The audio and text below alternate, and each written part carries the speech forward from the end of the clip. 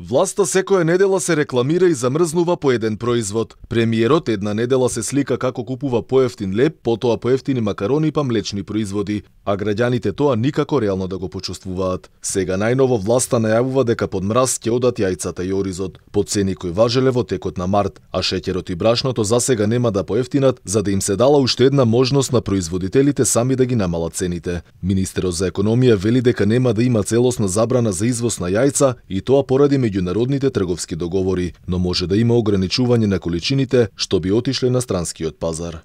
Моментално се зголемува извозот од Република Македонија кон другите држави, со поголеми цени од постоечките кои ние ги имаме во пазар, што значи дека ако во случај ние носиме одлука за забрана на извоз, тоа ќе биде спротивно на договорите на ЦЕФТА во регионот, но за да ги зачуваме постоечките цени, а извозот да биде согласно тоа што било и претhodно, ние утре нема да носиме само одлука за замрзнување на цена. Ова сега можам да го кажам за да се подготват и производителите, но и ќе ограничиме доволно производство за потребите на домашниот пазар, што значи дека процентуално ќе може да се направи извозот.